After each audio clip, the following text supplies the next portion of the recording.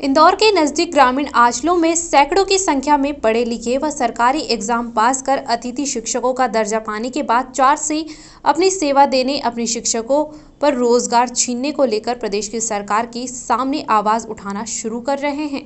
उनका कहना है कि जब हम सभी नियमों का पालन कर सरकारी स्कूलों में पढ़ा रहे हैं तो अब हमें क्यों निकाल दिया जा रहा है।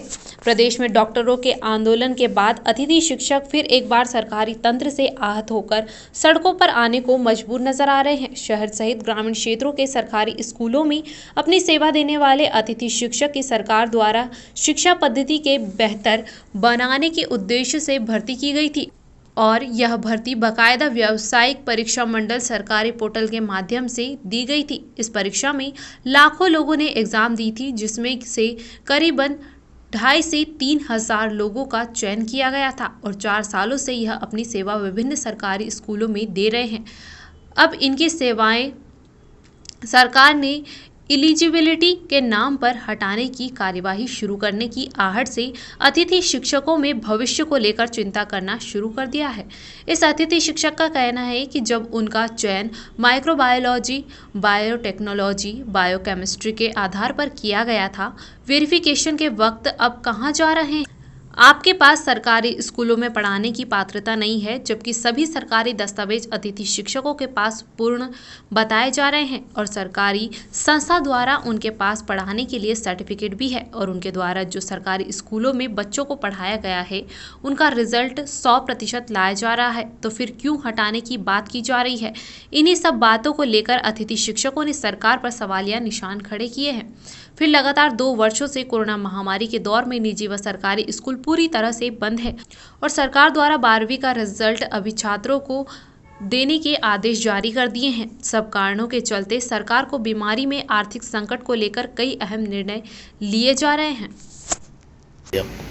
हम सभी चयनित अतिथि शिक्षक माइक्रोबायोलॉजी, बायोटेक्नोलॉजी और बायोकेमिस्ट्री सब्जेक्ट से हमने पात्रता परीक्षा जो MPP मतलब व्यावसायिक परीक्षा मंडल भोपाल द्वारा जो मध्य प्रदेश पात्रता परीक्षा से एग्ज़ाम दी गई थी उसमें चयनित हुए हैं और हम विगत 4 वर्षों से शिक्षा विभाग में अध्यापन कार्य करा रहे हैं, शिक्षक जो गेस्ट फैकल्टी होती है उसके रूप में। हमारी समस्या ये है कि जब हमने पात्रता परीक्षा उत्तीर्ण कर ली और हम उसमें मेरिट लिस्ट में चयनित भी हो चुके हैं, लेकिन वेरिफिकेशन के वक्त हमें यह कहकर रिजेक्ट कर दिया गया कि हम अलाइड सब्जेक्ट से हैं। अलाइड मतलब कि हमारा जो पोस्ट ग्रेजुएशन है वो बायोटेक्नोलॉजी, माइक्रोबायोलॉजी और बायोकेमिस्ट्री जैसे सब्जेक्ट से है। तो हमारे जो प्रॉब्लम है वो ये है कि जब हम शिक्षा विभाग में पिछले 4 वर्षों से अतिथि शिक्षक के रूप में हम कार्य कर रहे हैं और हमने 100% रिजल्ट दिया है और हम वहाँ पर एलिजिबल हैं पढ़ाने के लिए,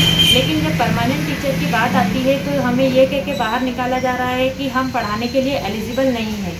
हम 4 सालों से शिक्षा विभाग में गेस्ट फैकल्टी के रूप में कार्य कर रहे हैं और हमें DPI द्वारा सर्टिफिकेट भी दिया गया है। ये सर्टिफिकेट तभी दिया जाता है जब हम पढ़ाने के लिए एलिजिबल है और अब जब परमानेंट टीचर की बात आती है तो ये हमें बाहर निकाल रहे हैं, रिजेक्ट कर रहे हैं। तो इससे हमारा जो फ्यूचर है वो कहीं हमें अंधकार में नज़र आ रहा है। हमारे जैसे कई कैंडिडेट जो अलाइड सब्जेक्ट से PG कर चुके हैं, उन्होंने पात्रता परीक्षा में मेरिट सूची में अपना स्थान प्राप्त किया है और अब वो हमें इससे बाहर कर रहे हैं।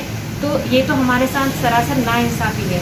हमारा सवाल यही है माननीय मुख्यमंत्री जी, शिक्षा मंत्री जी और जो हमारा शिक्षा विभाग है उनसे हम ये अनुरोध करते हैं कि आप इस समस्या को गंभीर रूप से लें, एक जांच कमेटी बनाएं और उसमें जो बायोटेक्नोलॉजी के जो सब्जेक्ट हैं, माइक्रोबायोलॉजी के जो सब्जेक्ट हैं, उनका जो मिलान है वो जो हमारे 11-12 का जो कोर्स है उससे करें, क्योंकि अभी NCERT के हिसाब से चेंजेस हुए हैं, सब्जेक्ट में बदलाव हुए हैं और बहुत सारे टेक्निकल कोर्सेज को इन्होंने इंक्लूड किया है।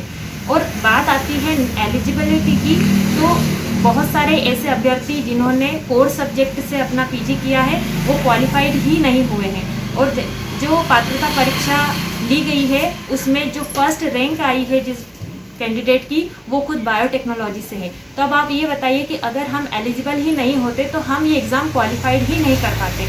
लगभग 2 लाख के करीब कैंडिडेट ने इस एग्ज़ाम में पार्टिसिपेट किया था, जिसमें से केवल 2,500 के करीब कैंडिडेट इसमें क्वालिफाइड हुए हैं, और जिसमें से भी 50 से 60% जो कैंडिडेट हैं वो एलाइड सब्जेक्ट से हैं।